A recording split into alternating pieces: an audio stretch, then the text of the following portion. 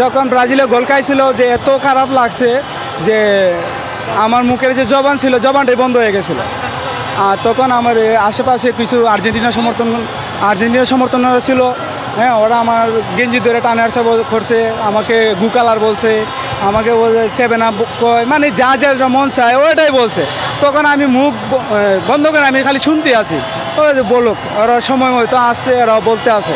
যখন আমাদের সময় আসবে তখন তো আমরাও বলবো, এই জন্য আমি ওদেরকে কিছু বলি নাই। দ্বিতীয় অধ্যায়ে দেখা যাচ্ছে যে আমরা যে পারফরমেন্স করছিলাম, তো দ্বিতীয় অধ্যায়ে যে স্ট্রং হয়েছে আমাদের দল, তখন থেকে বারবার ওরা আক্রমণ করছে।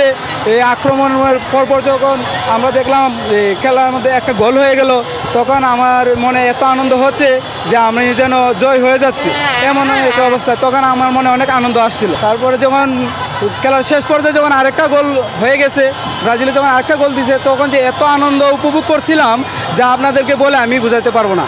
এটা মনে হচ্ছে যে আমি বিশ্বকাপ জয় করে ফেলাইছি, এমন আনন্দ উৎসব আমার মনে আসছিল।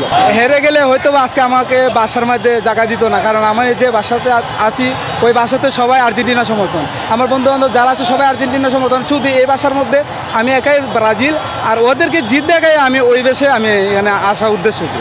ওদেরকে বলতে চাই যে তোমাদেরকে আরও কিছু উপহার দেওয়ার আমাদের বাকি রয়েছে। এই বিশ্বকাপের মধ্যে আমরা তোমাদেরকে কিছু উপহার দিব, যদি কোনো সময় একসাথে হয়ে যায় সেমিফাইনালে কিংবা ফাইনালে তোমাদের সাথে যদি আমাদের দেখা হয়।